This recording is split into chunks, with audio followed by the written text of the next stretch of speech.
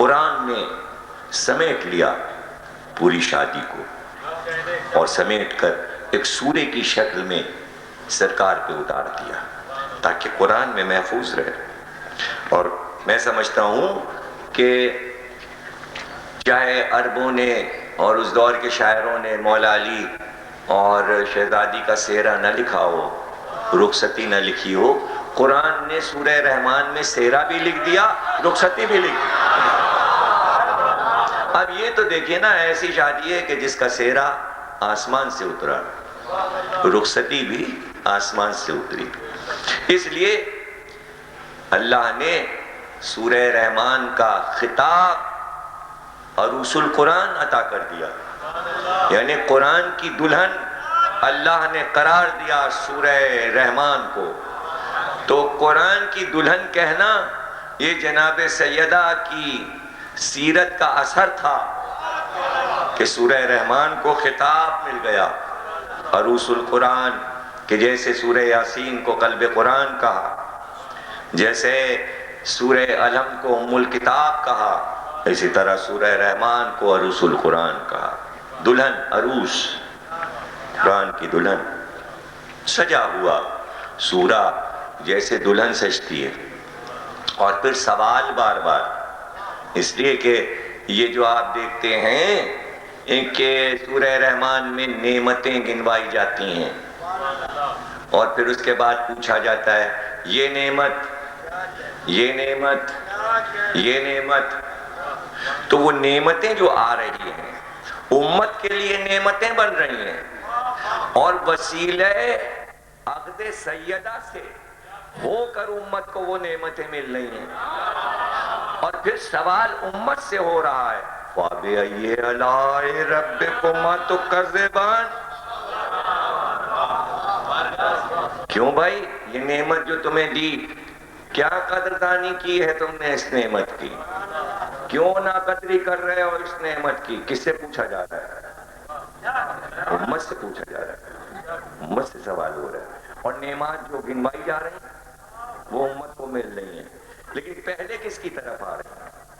تو وہ نعمتیں نہیں ہیں جو آپ کو ملی ہیں سورہ رحمان نے، یہ دیا، یہ دیا، تم کو یہ دیا، تم کو یہ دیا. وہ اصل میں جناب سیدہ کو اللہ منہ دکھائی دے رہا تھا، وہ رونمائی تھی اور وہ نعمت بن کر امت تک آ رہی تھی. پڑھ کے دیکھ لیجئے، آپ کو پتہ چل جائے گا کہ ہم نے تمہیں چاند، سورج، ستارے، نجم، بیل، بوٹے، پھول، پتیاں، یہ سب کب ملتا ہے؟ یہ شادی کے موقع پہ ہوتا ہے. چاند، سورج، ستارے، بیل، بوٹے، نجم، پھول، سمندر، دیکھ رہے ہیں نا، مرج البحرین یلتقیان. یہ ہم نے علم و نور کے سمندروں کو ملایا. یہ جب علم و نور کے سمندر ملتے ہیں تو اللہ کے یہاں سمندر ملتے ہیں، دنیا میں اسے عقد معصوم کہتے ہیں. اور جب ہم سمندر ملاتے ہیں تو فَبِأَيِّ آلَاءِ رَبِّكُمَا تُكَذِّبَانِ. ہم نے تو دونوں کو ملایا اس لیے تاکہ ان کی شادی تمہارے لیے نعمت بن جائے. اس لیے کہ جب یہ ملیں گے تو اولاد آئے گی، سلسلہ امامت چلے گا. تمہارے لیے وہ سلسلہ امامت سلسلہ ہدایت بن جائے گا. تمہارے لیے نعمت بن رہا ہے، زہرا کے لیے اولاد، امت کے لیے نعمت. تو ہم سوال امت سے کریں گے قدر کی، اس شادی کی قدر کی اور اس کے نتائج جو نکلے. پہلے کہا عقد یوں ہوا کہ مرج البحرین یلتقیان. پھر سوال کیا فَبِأَيِّ آلَاءِ رَبِّكُمَا تُكَذِّبَانِ. جب ہم نے علم و نور کے دریا ملائے تم نے اس کی قدر کی، یہ نعمت تمہارے لیے تھی. پھر سوال کیا یخرج منہما اللؤلؤ والمرجان. اور جب علم و نور کے دریا ملے اس میں سے دو قیمتی موتی نکلے، ایک لولو ہے، ایک مرجان ہے، ایک سبز ہے، ایک سرخ ہے، ایک حسن ہے، ایک حسین. فَبِأَيِّ آلَاءِ رَبِّكُمَا تُكَذِّبَانِ. تم نے حسن حسین کی قدر کی، تمہارے لیے نعمت بنایا، تمہارے لیے نعمت بنایا. یہ شادی ہوئی اس لیے ہے تاکہ دو عظیم بیٹے دنیا میں آئیں، ان کے نور کی آمد ہو۔ اس شان سے قرآن میں آمد حسن، آمد حسین، اور پھر امت سے سوال، ناقدری کر رہے ہو، کفران نعمت کر رہے ہو رہا ہے کفران نعمت، اللہ کو معلوم تھا، جبھی تو سوال کر رہا ہے۔ سورہ رحمان مٹ نہیں گیا، اب تک پوچھ رہا ہے کفران نعمت تو نہیں ہے، کفران نعمت تو نہیں، ورنہ منسوخ ہو جاتی ہیں آیتیں کہ بھئی اب قدردانی ہو گئی۔ کفران پہلے تھے کافر تو انہوں نے کی ہوگی، سورہ کی موجودگی بتا رہی ہے ناقدری ہوگی پھر سوال ہوگا، تو سوال صرف دنیا میں تھوڑی ہوگا، قرآن کو محشر میں بھی آنا ہے اور یہی سوال دہرائے جائیں گے۔ اب آپ ذہن ہٹا دیجئے، کہہ دیجئے کہ بھئی یہ مرج البحرین یلتقیان، یہ دو دریا ہیں، کہیں مل رہے ہیں، کہاں مل رہے ہیں، کدھر مل رہے ہیں؟ اب عراق میں دجلہ فرات مل رہے ہیں، کہیں آگے جا کے ایران سے ملتے ہیں، اور پھر جا کے سمندر میں ہندوستان میں جائیے گنگا جمنا مل رہے ہیں، یہاں میرے خیال میں ادھر کہیں مل جاتے ہیں، ستلج اور راوی وغیرہ یہ سب کہیں جا کے مل جاتے ہیں۔ تو یہ ملنا سنگم جو ہے کیا دنیا کے دریا مل رہے ہیں؟ اور اگر مل بھی رہے ہیں تو پہچان بتا رہا ہے کہ یہ دریا ایسے ہیں کہ جس میں دو چیزیں ساتھ نکلتی ہیں، مرجان بھی نکلتا ہے، لولو بھی نکلتا ہے۔ یہاں تو پتھروں کے علاوہ کچھ نہیں نکلے گا ان دریاؤں میں، نہ گنگا میں نہ جمنا میں۔ سچے موتی تو سمندر سے نکلتے ہیں، مرجان تو سمندر سے نکلتا ہے۔ ان دریاؤں کی مثال جو دی ہے وہ بحر سے دی ہے، کہا دریا لیکن نام رکھا بحر۔ پہچان کیسے ہوئی؟ اس لیے کہ سمندر ملتا نہیں، دریا کہیں سے آ کے ملتے ہیں، اس لیے وہاں سے تشبیہ دی، لیکن نام رکھا سمندر تاکہ یہ نہ کہا جائے کہ دنیا کے کوئی دریا۔ اور اس کے بعد ہم سوال کریں گے، ہم پوچھیں گے کہ تم نے دیکھا، اور پھر اس کے بعد شروع ہی سے بات شروع ہو جاتی ہے، الرحمن، چھوٹی سی آیت سے شروع ہوتا ہے، رحمان علم البیان، دیکھ رہے ہیں نا، یعنی بیان اور قرآن دو چیزوں کو ساتھ رکھ کے چلا، یعنی ایک بیان ہے ایک قرآن ہے۔ آخری منزل عرفان کی معرفت حاصل کرو، رحمان سے چلو، کلمہ پڑھتے ہوئے یہاں تک پہنچ جاؤ، اور پھر علم و عرفان کی بارش تم پر ہونے لگے گی اگر تم یہ بات سمجھ جاؤ گے۔ نہیں سمجھے تو تمہاری نہ سمجھی ہے۔ ہم نے ازل سے یہ دو دریا جاری، ایک دریا کا نام ہے علم، ایک دریا کا نام ہے نور۔ نور بھی علم ہے، علم بھی نور ہے۔ پہچان کے لیے ایک کو علم کہا، ایک کو نور کہا۔ حدیث ہے کہ علم کیا ہے؟ فرمایا پیغمبر نے کہ علم کیا ہے؟ علم یہ ہے کہ اللہ جس کے دل میں چاہتا ہے اس نور کو داخل کر دیتا ہے۔ جس بندے کو اللہ پسند کر دیتا ہے اس کے دل میں علم ڈال دیتا ہے۔ یہ سکھانے کا عمل نہیں ہے، دل میں ڈال دیتا ہے۔ تو بھائی دل میں تو چیز جب ہی پڑے گی کہ جب کسی طرح بارش ہو رہی ہو، اور اللہ چاہے تو اللہ تو وہیں چاہے گا کہ جہاں پر ایسے عظیم لوگوں کا علم ہو جس علم کو اللہ اپنا کہہ کر ان کے ذریعے سے بندوں تک پہنچا رہا ہو۔ آپ کا بنایا علم اور ہے، اللہ کا بنایا علم اور ہے، اور یہاں تو ہستیاں مجسم علم ہو جاتی ہیں، ہستیاں مجسم علم ہو جاتی ہیں۔ اس لیے کہا یہ علی علم کا دریا ہے، علم کا بحر ہے، علم کا سمندر ہے، اور یہ زہرا نور کا سمندر ہے۔ ان دونوں کو ہم نے ملایا لیکن ازل سے جاری کیا۔ جاری کرنے کا مطلب یہ ہے کہ یہ دونوں جدھر سے آ رہے ہیں، جہاں سے آ رہے ہیں، جو پورا سلسلہ آ رہا ہے اس کو ہم نے علم و نور کی طرح پاکیزہ رکھا۔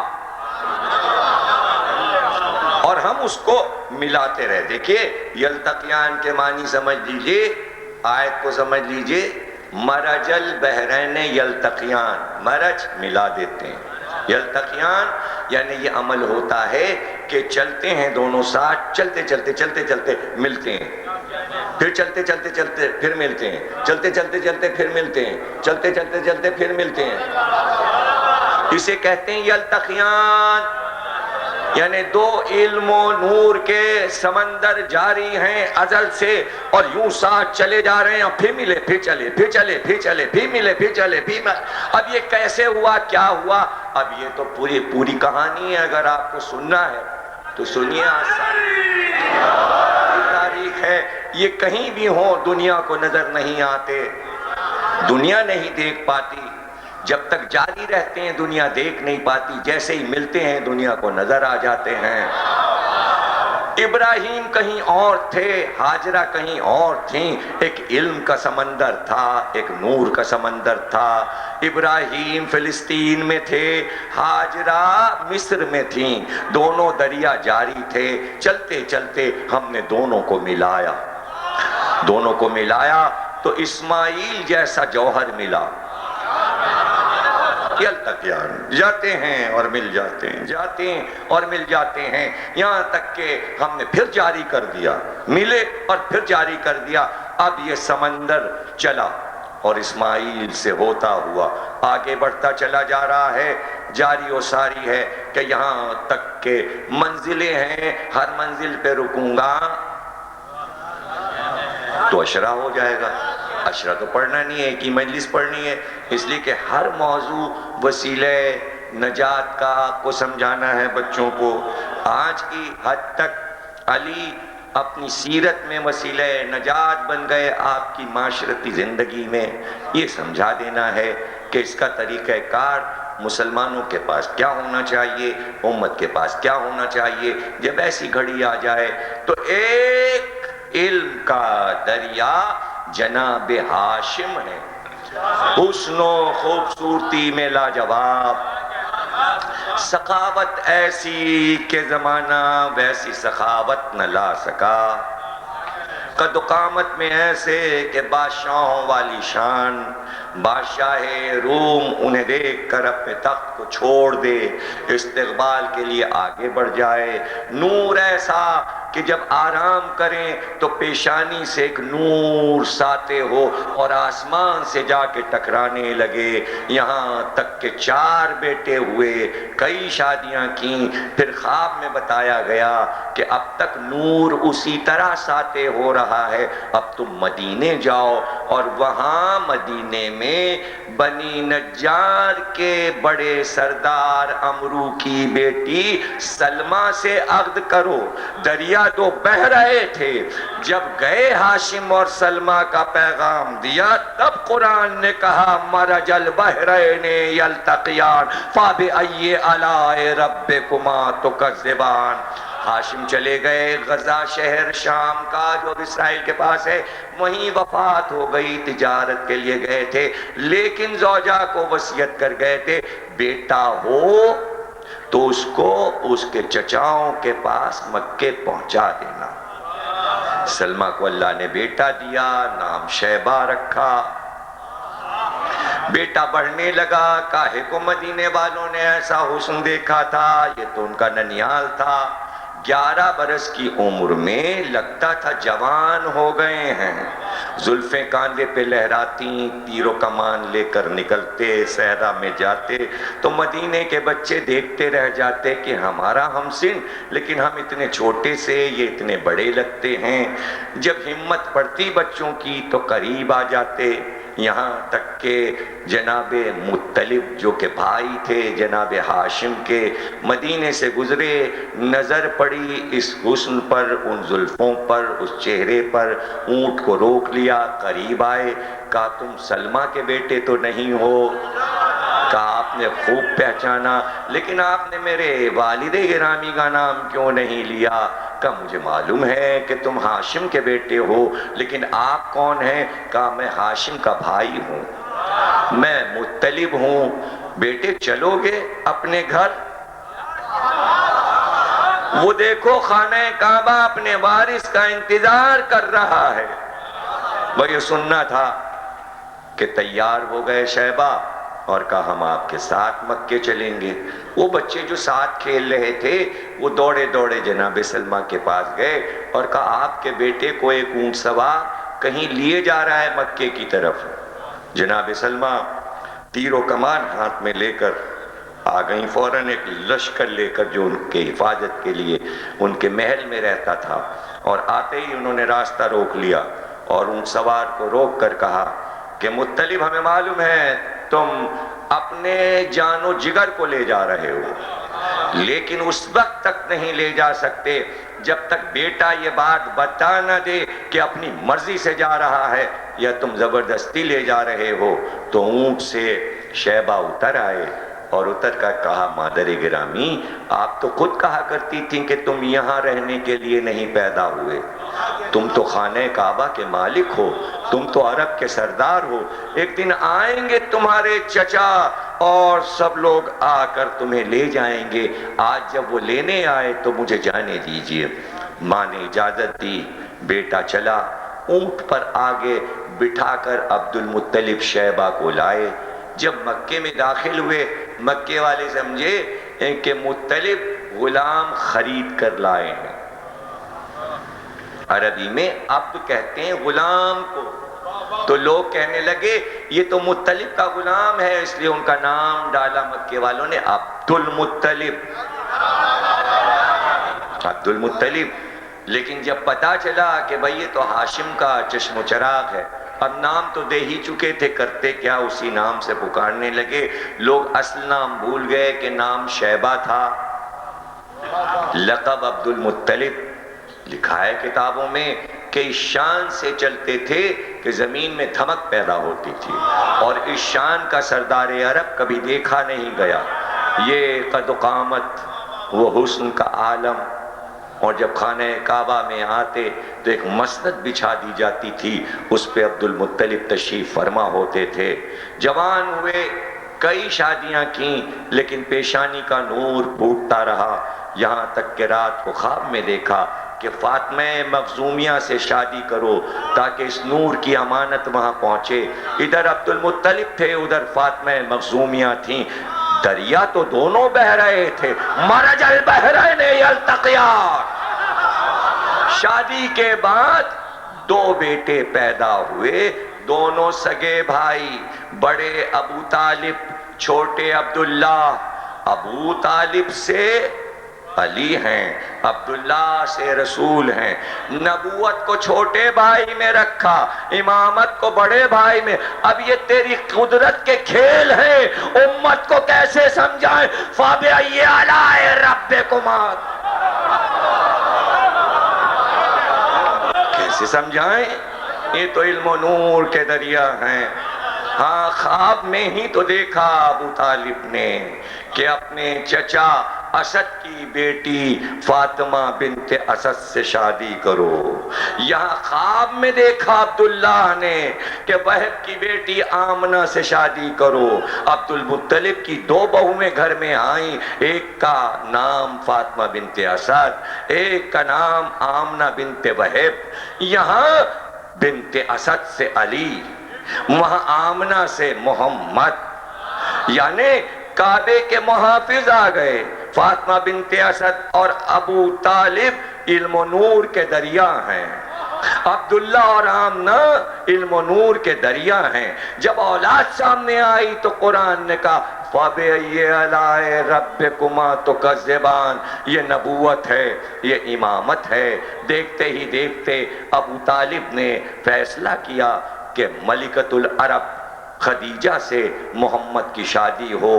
کیا دھوم دھام تھی، کیسے بنی ہاشم بارات لے کر چلے۔ خدیجہ نے اپنے قصر کو سجایا تھا، مصر سے خیاط آئے تھے، ایسی ایسی مومیں شمع روشن تھیں کہ لگتا تھا آفتاب و مہتاب قصر خدیجہ میں ہیں۔ ایک بہت بڑا تخت تیار کیا تھا جو زمرد سے تیار ہوا تھا۔ دولہا کے لیے ایک ایسا صحرا بنایا تھا خدیجہ نے جس میں جواہرات ٹکے ہوئے تھے۔ ابھی اسلام نہیں آیا، شریعت کی پابندیاں نہیں ہیں، جواہرات کا صحرا بن سکتا ہے، کپڑے ریشمی پہنے جا سکتے ہیں، سنت رسول ابھی نہیں بنے گی۔ یہ تو وہی آنے کے بعد دین کی غربت کو دیکھ کر فیصلہ ہوگا کہ مرد سونا نہ پہنے، ریشم نہ پہنے۔ ارے خدیجہ کے پاس دولت کی کیا کمی ہے؟ محمد کی بارات پہنچی، بنی ہاشم اپنے تلواروں کے سائے میں دولہا کو لیے ہوئے آئے۔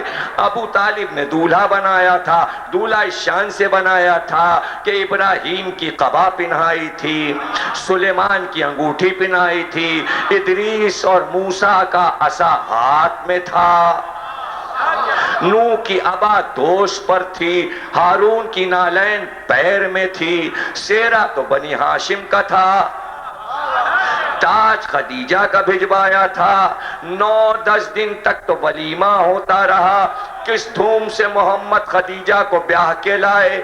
بنی ہاشم نے تلواروں کے سائے میں دلہن کو اتارا، دلہن گھر میں اتری تو 400 غلام آزاد کیے۔ جب دلہن گھر میں آ گئی تب سورہ رحمان نے آواز دی، فَبِأَيِّ آلَاءِ رَبِّكُمَا تُكَذِّبَانِ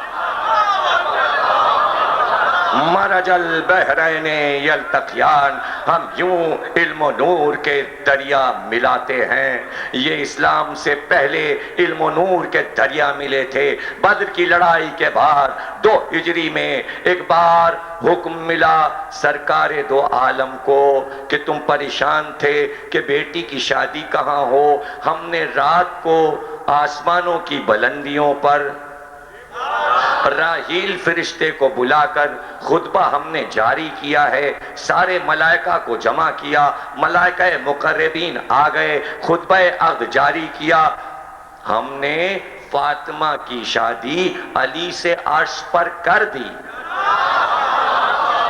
ہم نے کر دی، خطبہ جاری ہو گئے۔ اب تم مسجد نبوی میں خطبہ جاری کر دو اور 2 نور کے دریاؤں کو ملا دو، 2 ستاروں کو ملا دو، آفتاب و مہتاب کو ملا دو، مرج البحرین یلتقیان فَبِأَيِّ آلَاءِ رَبِّكُمَا تُكَذِّبَانِ۔ لیکن یہاں سارے سورج، چاند، ستارے سب شادی میں شریک ہو گئے۔ ستارہ اترے گا، اگر رشتہ کچھ اور لوگوں نے دیا ہے تو جب ستارہ اترے تو فیصلہ کر دینا کہ نسبت تم نے نہیں لگائی، نسبت ہم نے لگائی ہے۔